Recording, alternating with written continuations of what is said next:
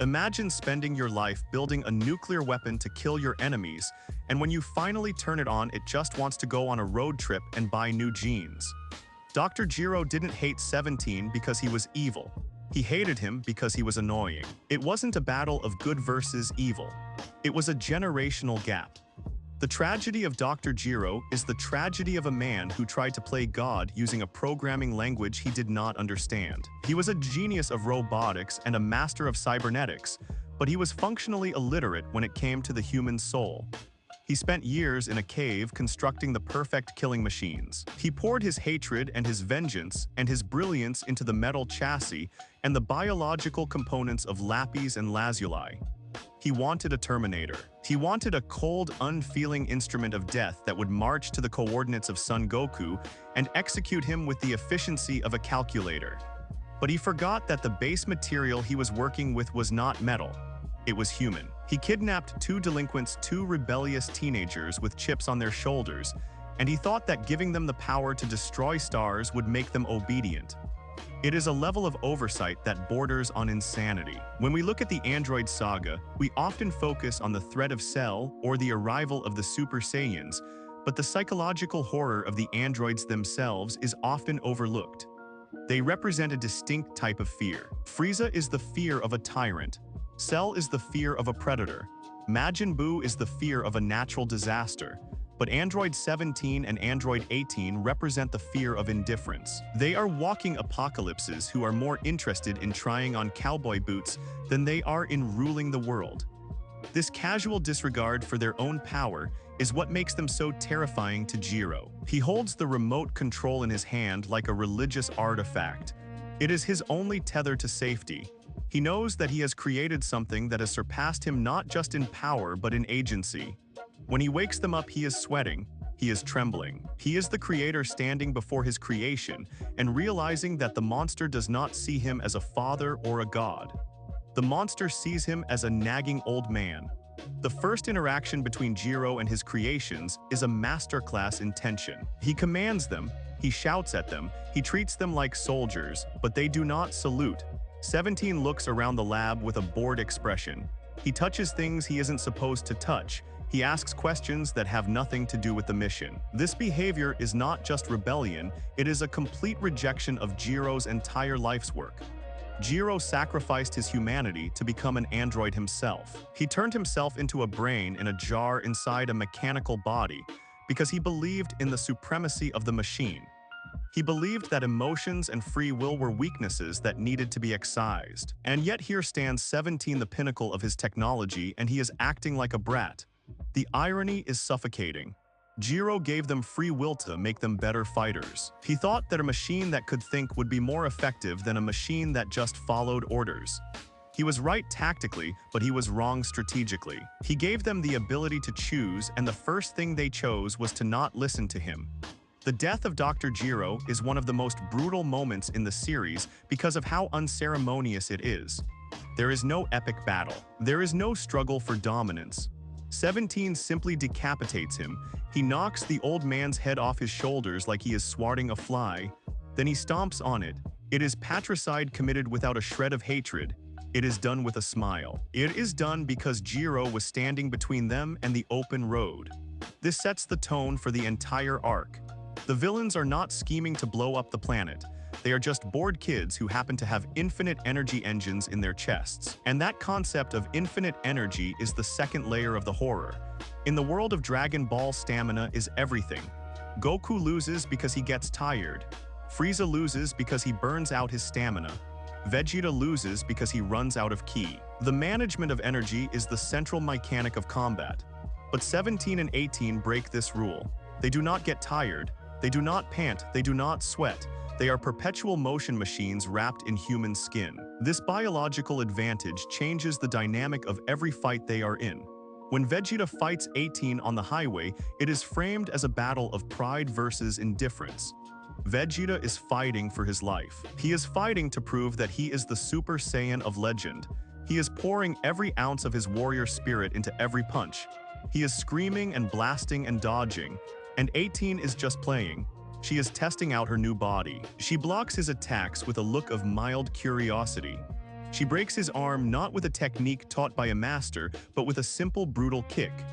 The sound of Vegeta's arm snapping is the sound of the old hierarchy shattering. The prince of all Saiyans, the elite warrior who trained in 400 times gravity, is dismantled by a girl who was a regular human just a few years ago. It invalidates his effort. It mocks his training. To Vegeta, this is a fate worse than death. Being beaten by Frieza was humiliating, but at least Frieza was the emperor of the universe.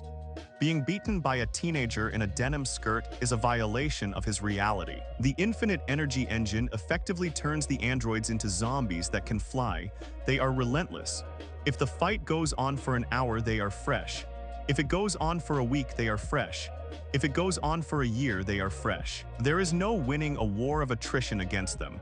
This is why the future timeline is so bleak. In the history of Trunks, the androids are not playful. They are sadistic. They have spent nearly 2 decades slaughtering the population of Earth for sport. Without Goku to act as a magnet for their attention, they turn their boredom on humanity.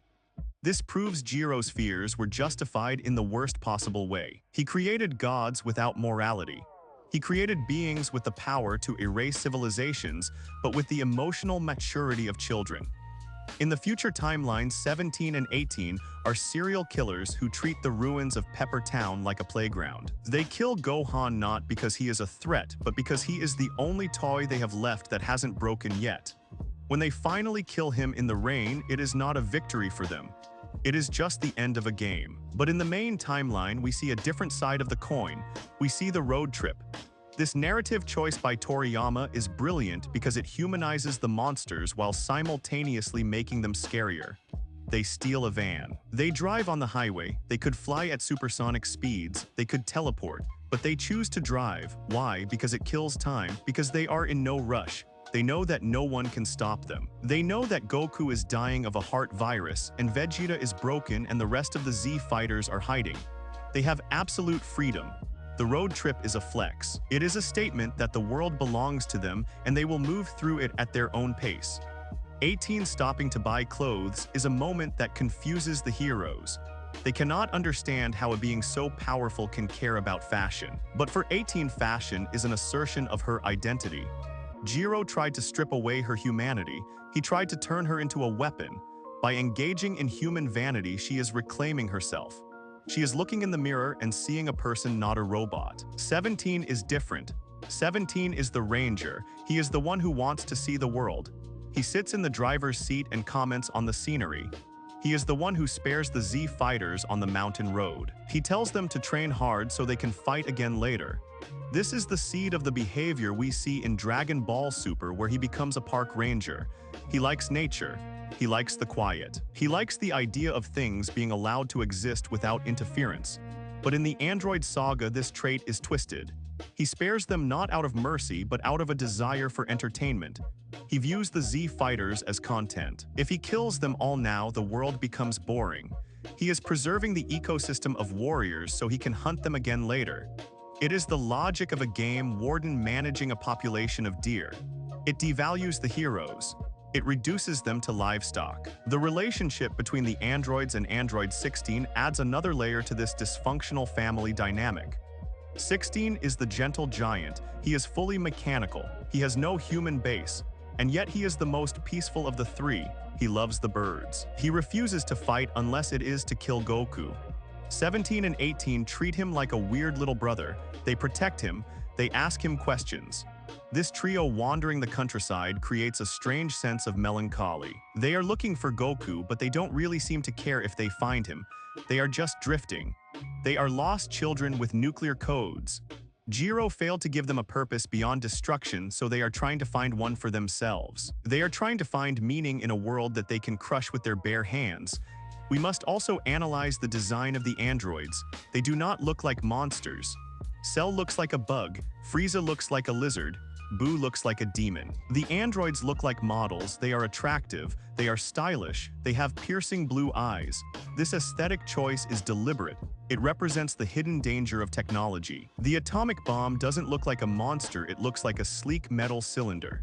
The smartphone that tracks your data doesn't look like a spy. It looks like a shiny piece of glass. The androids are beautiful, and that beauty masks their lethality. When 18 kisses Krillin on the cheek, it is a moment of confusing intimacy. It terrifies him.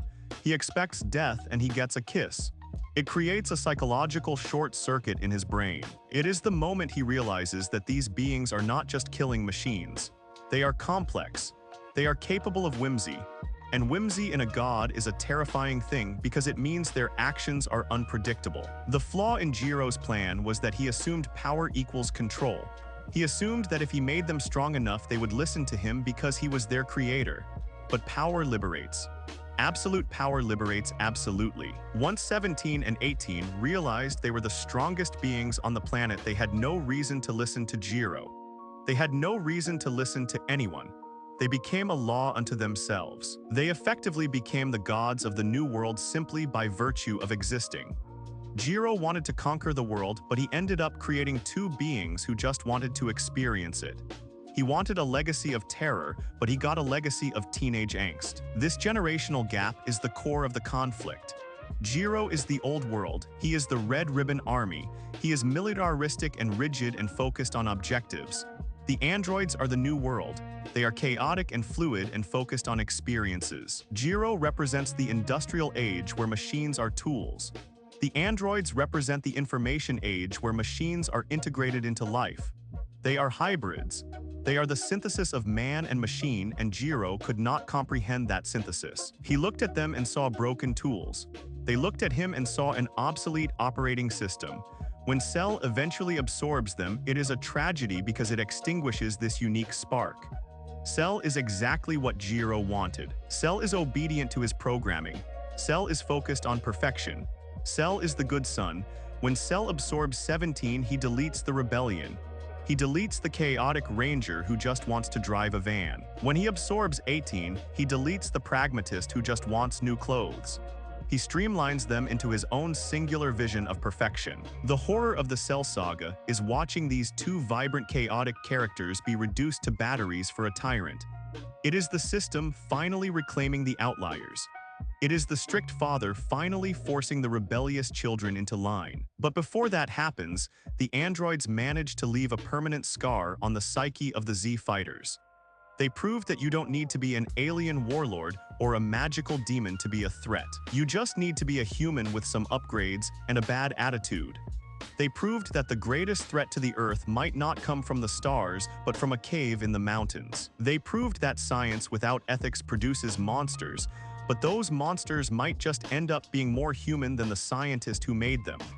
Dr. Gero died looking at his creations with fear. He died realizing that he had succeeded too well. He had created life that was so advanced it didn't need him anymore. He was the Frankenstein of the Dragon Ball universe, but unlike Frankenstein's monster, the androids didn't hate their existence. They loved it. They reveled in it. And that joy, that careless, casual joy in the face of their own destructive potential, is the true legacy of Dr. Gero.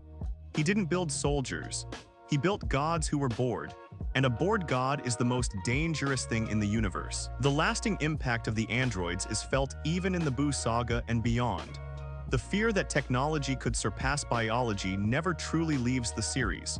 Vegeta never forgets that broken arm. The Z fighters never forget the helplessness of watching 18 break a Super Saiyan like a toy.